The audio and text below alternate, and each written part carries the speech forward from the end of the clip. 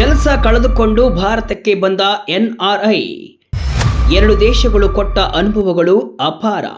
Vijaya Karnataka web ವೀಕ್ಷಕರಿಗೆ ನಮಸ್ಕಾರ. ನಾನು ಶಿವಮೂರ್ತಿ ಸರ್ಬಾ. ಅಮೆರಿಕ ಕನಸಿನ ಹಿಂದೆ ಬಿದ್ದು 10 ವರ್ಷಗಳ ಕಾಲ ಅಮೆರಿಕದಲ್ಲಿ ಕಳೆದ ಭಾರತೀಯ ವ್ಯಕ್ತಿಯ ಅನುಭವ ಇಲ್ಲಿದೆ.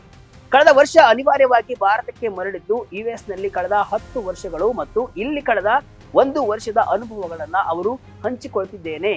ಅಮೆರಿಕದ ರಾಜಕೀಯ ಪರಿಸ್ಥಿತಿ ಮತ್ತು ವೈಯಕ್ತಿಕ ಜೀವನದ ಏರಿಳಿತಗಳನ್ನ ನೋಡಿದಾಗ ಭಾರತಕ್ಕೆ ಬಂದಿದ್ದು ಮಿಕ್ಸೆಡ್ ಬ್ಯಾಗ್ ಅನಿಸಿದ್ರು ಕೂಡ ಒಟ್ಟಾರೆಯಾಗಿ ಇದೊಂದು ಅತ್ಯುತ್ತಮ ನಿರ್ಧಾರ ಅಂತ ಅವರು ಹೇಳಿಕೊಂಡಿದ್ದಾರೆ. ಅಮೆರಿಕದಿಂದ ವಾಪಸ್ ಬರಬೇಕಂತ ಯೋಚಿಸುತ್ತಿರುವವರಿಗೆ ಅಥವಾ ಅಲ್ಲಿನ ಜೀವನ ಹೇಗಿರುತ್ತೆ ಅಂತ ತಿಳಿಯೋಕೆ ಬಯಸಿರೋರಿಗೆ ಇದು ಖಂಡಿತವಾಗಿಯೂ ಉಪಯುಕ್ತ. ಅಮೆರಿಕದ 10 ವರ್ಷ ವರ್ಸಸ್ ಭಾರತದ 1 ವರ್ಷ. ಭಾರತಕ್ಕೆ ಬರ್ತಿದ್ದಂತೆ ಶುರುವಾಗುತ್ತೆ ಸವಾಲು. ಭಾರತಕ್ಕೆ ವಾಪಸ್ ಬಂದಿರೋ ಎನ್ಆರ್ಐ ರೆಡ್ಡಿಟ್ ಸಾಮಾಜಿಕ ಮಾಧ್ಯಮದಲ್ಲಿ ತಮ್ಮ ಅನುಭವವನ್ನ ಹಂಚಿಕೊಂಡಿದ್ದಾರೆ. ನಾನು ಅಮೆರಿಕದ ಬೋಸ್ಟನ್, ಸ್ಯಾನ್ ಫ್ರಾನ್ಸಿಸ್ಕೋ ಮತ್ತು ಚಿಕಾಗೋದಂತಹ ದೊಡ್ಡ ದೊಡ್ಡ ನಗರಗಳಲ್ಲಿ ವಾಸವನ್ನ ಮಾಡ್ತಿದ್ದೇನೆ. ಓದಿದ್ದೇನೆ ಮತ್ತು ಕೆಲಸ ಮಾಡಿದ್ದೇನೆ. ಪ್ರತಿಷ್ಠಿತ ಯೂನಿವರ್ಸಿಟಿಗಳಿಂದ ಡೇಟಾ ಸೈನ್ಸ್ ಮತ್ತು ಆಪರೇಷನ್ಸ್ ರಿಸರ್ಚ್ ನಲ್ಲಿ 2 ಮಾಸ್ಟರ್ಸ್ ಡಿಗ್ರಿಗಳನ್ನ ಕೂಡ ಪಡೆದಿದ್ದೇನೆ. ಬೋಸ್ಟನ್ ಮತ್ತು ಚಿಕಾಗೋದ -20 ಡಿಗ್ರಿ ಚಳಿಯನ್ನ 10 ವರ್ಷಗಳ ಕಾಲ ಸಹಿಸಿಕೊಂಡಿದ್ದೇನೆ. ಹಾಗೆ ಅಮೆರಿಕದ ಎಜುಕೇಶನ್ ಮತ್ತು ವರ್ಕ್ ಕಲ್ಚರ್ ನಿಜಕ್ಕೂ ಅದ್ಭುತ ಅನ್ನೋದು ಅವರ ಒಟ್ಟು ಅನುಭವಗಳ ಸಾರ. ಆದ್ರೆ ಕಳೆದ 10 ವರ್ಷ ಎಲ್ಲವೂ ಕೂಡ ಬದಲಾಯಿತು. ಕಂಪನಿಯಲ್ಲಿ ನಡೆದ ದೊಡ್ಡ ಮಟ್ಟದ ಲೇ ಆಫ್ ನಿಂದಾಗಿ ಅವರು ತಮ್ಮ ಕೆಲಸವನ್ನ ಕಳೆದುಕೊಂಡರು. 250ಕ್ಕೂ ಹೆಚ್ಚು ಜನರನ್ನ ತೆಗೆದು ಹಾಕಿದ್ರು. ಆದ್ರೆ ಅಲ್ಲಿ ಕೆಲಸ ಹೋಗಿದ್ದಕ್ಕಿಂತಲೂ ಕೂಡ ಕಾಡಿದ ಅತಿ ದೊಡ್ಡ ನೋವೇನೆಂದ್ರೆ ಕಂಪನಿಯು ಅವರ ಗ್ರೀನ್ ಕಾರ್ಡ್ ಪ್ರೊಸೆಸ್ ಶುರು ಮಾಡಿತ್ತು. ಹಾಗೆ H1B ವೀಸಾದ 6 ವರ್ಷಗಳ ಅವಧಿ ಮುಗಿಯುವ ಹಂತದಲ್ಲಿತ್ತು. ಆ ಸಮಯದಲ್ಲೂ ಕೂಡ ಕೆಲಸವನ್ನ ಕಳೆದುಕೊಂಡಿದ್ದು ಅವರಿಗೆ ದಿಕ್ಕು ತೋಚದಂತೆ ಮಾಡಿತ್ತು. ಆಗ ಆದ ತಳಮಳಗಳು ಅಷ್ಟಿಷ್ಟಲ್ಲ, 10 ವರ್ಷಗಳ ನಂತರ ಬರಿಗೈಲಿ ವಾಪಸ್ ಬರಬೇಕಲ್ಲ ಅನ್ನೋ ನೋವು ನನ್ನನ್ನ ಕಾಡ್ತಾ ಇತ್ತು. ಭಾರತಕ್ಕೆ ಬಂದಾಗ ಇಲ್ಲಿನ ಗಾಳಿಯ ಗುಣಮಟ್ಟ, ವಿಪರೀತ ಟ್ರಾಫಿಕ್, ಎಲ್ಲೆಡೆ ಹರಡಿರುವ ಧೂಳು ಮತ್ತು ಜನರ ಸಿವಿಕ್ ಸೆನ್ಸ್ ಕೊರತೆ ಕಂಡು ಬೇಸರವಾಯಿತು. ನಿಯಮಗಳನ್ನ ಉಲ್ಲಂಘಿಸುವುದು, ವಿರುದ್ಧ ದಿಕ್ಕಿನಲ್ಲಿ ಗಾಡಿ ಓಡಿಸುವುದು, ಎಲ್ಲೆಂದರಲ್ಲಿ ಉಗುಳುವುದು ನೋಡಿದಾಗ ಎಲ್ಲಿಗೆ ಬಂದಪ್ಪ ನಾನು ಅನಿಸ್ತಾ ಇತ್ತು. ಆದರೆ ಕಾಲ ಕಳೆದಂತೆ ನನಗೆ ಭಾರತದ ಮತ್ತೊಂದು ಮುಖ ಕಾಣಿಸಲಿಕ್ಕೆ ಶುರುವಾಯಿತು. ಅದೇನಪ್ಪಾ ಅಂತಂದ್ರೆ ಅಮೆರಿಕದಲ್ಲಿ 10 ವರ್ಷಗಳಲ್ಲಿ ನಾನು ಸುಮಾರು 8 ಬಾರಿ ರೆಸಿಸಮ್ಗೆ ಒಳಗಾಗಿದ್ದೆ. ಅದು ತುಂಬಾನೇ ನೋವುಂಟು ಮಾಡುವ ವಿಷಯ. ಆದರೆ ಭಾರತಕ್ಕೆ ಬಂದ ಮೇಲೆ ನಾನು ಅಂತಹ ಒಂದು ಘಟನೆಯನ್ನು ಕೂಡ ಎದುರಿಸಿಲ್ಲ. ಇದು ನನ್ನ ದೇಶ, ಇಲ್ಲಿ ನಾನು ಬೇರೆಯವನಲ್ಲ. ಹಾಗೆ ಇನ್ನೊಂದು ಮುಖ್ಯ ವಿಷಯ ಏನಂದ್ರೆ ಸುರಕ್ಷತೆ ಬೇಕಾಗುವಂತಹ ನಗರಗಳಲ್ಲಿ ರಾತ್ರಿ ವೇಳೆ ಹೊರಗೆ ಹೋಗಲು ಹೆದರಿಕೆ ಆಗ್ತಾ ಇತ್ತು. ಯಾರಾದರೂ ಅಟ್ಯಾಕ್ ಮಾಡಬಹುದು ಅಥವಾ ಶೂಟ್ ಮಾಡಬಹುದು ಅನ್ನೋ ಆತಂಕ ಇರ್ತಿತ್ತು. ಆದ್ರೆ ಇಲ್ಲಿ ಆ ಭಯವಿಲ್ಲ.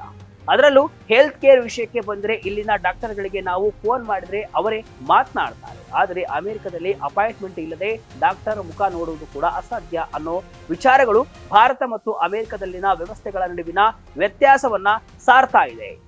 ಮನಸ್ಸನ್ನ ಕಾಡ್ತಿದ್ದ 16 ಸಮಸ್ಯೆಗಳು. ಭಾರತಕ್ಕೆ ಬಂದ್ಮೇಲೆ 15 kg ವೇಟ್ ಲಾಸ್. ಈ ಎನ್ಆರ್ಐ ತಾವು ಮಾನಸಿಕವಾಗಿ ಎದುರಿಸಿದ ಸವಾಲುಗಳು, ಸಮಸ್ಯೆಗಳ ಬಗ್ಗೆಯೂ ಕೂಡ ಮುಕ್ತವಾಗಿ ಹಂಚಿಕೊಂಡಿದ್ದಾರೆ. ಅಮೆರಿಕದಲ್ಲಿದ್ದಾಗ ನನಗೆ ಶಿಶೋಫೆಕ್ಟಿವ್ ಡಿಸಾರ್ಡರ್ ಮತ್ತು BPD ಲಕ್ಷಣಗಳು ಕೂಡ ಕಾಣಿಸಿಕೊಂಡಿದ್ವು. ಅಲ್ಲಿನ ವಿಪರೀತ ಚಳಿ ಮತ್ತು ತಿಂಗಳುಗಟ್ಟಲೆ ಸೂರ್ಯನ ದರ್ಶನವಾಗದ ವಾತಾವರಣ ಡಿಪ್ರೆಷನ್ ಮತ್ತು ಆತಂಕಕ್ಕೆ ಕಾರಣವಾಗಿತ್ತು. ಆದರೆ ಭಾರತಕ್ಕೆ ಬಂದ ಮೇಲೆ ಇಲ್ಲಿನ ಹವಾಮಾನ ಮತ್ತು ಮುಖ್ಯವಾಗಿ ಕುಟುಂಬದವರೆಲ್ಲ ಹತ್ತಿರದಲ್ಲೇ ಇರೋದ್ರಿಂದ ನನ್ನ ಆರೋಗ್ಯ ಸುಧಾರಣೆಯಾಗಿದೆ. ಈಗ ನನ್ನ ಡಿಸಾರ್ಡರ್ ರೆಮ್ಯುರೇಷನ್ ಹಂತದಲ್ಲಿದೆ. ಬೆಂಗಳೂರಿನ ಹವಾಮಾನ ಚಿಕಾಗೋಗಿಂತ 1000 ಪಟ್ಟು ಮೇಲು ಅನ್ನೋದು ಅವರು ಹೇಳಿರೋ ಬಹಳ ಮುಕ್ತವಾದ ಮಾತು. ಇನ್ನು ಕೆಲಸದ ವಿಷಯಕ್ಕೆ ಬಂದರೆ ಭಾರತದ ಪ್ರಾಡಕ್ಟ್ ಬೇಸ್ಡ್ ಕಂಪನಿಗಳು ಅಮೆರಿಕದ ಅನುಭವಕ್ಕೆ ತುಂಬಾ ಬೆಲೆಯನ್ನ ಕೊಡುತ್ತವೆ. ನಾನು ಈಗ ಬೆಂಗಳೂರಿನ ಒಂದು MNCಯಲ್ಲಿ ಸೀನಿಯರ್ ಮ್ಯಾನೇಜರ್ ಆಗಿ ಕೆಲಸವನ್ನ ಮಾಡ್ತಾ ಇದ್ದೇನೆ. ಸಂಬಳ ಕೂಡ ಭಾರತದ ಮಟ್ಟಕ್ಕೆ ತುಂಬಾ ಚೆನ್ನಾಗಿದೆ. ನಾನು ಈಗ ಒಂದು ಸುಂದರವಾದ ಗೇಟೆಡ್ ಕಮ್ಯುನಿಟಿಯಲ್ಲಿ ವಾಸವಾಗಿದ್ದೇನೆ. ನನ್ನ ಆಫೀಸ್ ಇಲ್ಲಿಂದ ಕೇವಲ 15 ನಿಮಿಷ ನಡಿಗೆ ಅಷ್ಟೇ. ಹಾಗಾಗಿ ಟ್ರಾಫಿಕ್ ಕಿರಿಕಿರಿ ನನಗಿಲ್ಲ. ಅಮೆರಿಕದಲ್ಲಿ ಕನಸಿನ ಮಾತು ಅನಿಸುವ ಕುಕ್ ಮತ್ತು ಮನೆ ಕೆಲಸಗಳಿಗೆ ಸಹಾಯಕ ಸೌಲಭ್ಯ ಕೂಡ ಇಲ್ಲಿ ಅಗ್ಗದ ದರದಲ್ಲಿ ಸಿಗ್ತಾ ಇದೆ. ಇದರಿಂದ ನನ್ನ ಜೀವನ ತುಂಬಾ ಸರಳವಾಗಿದೆ.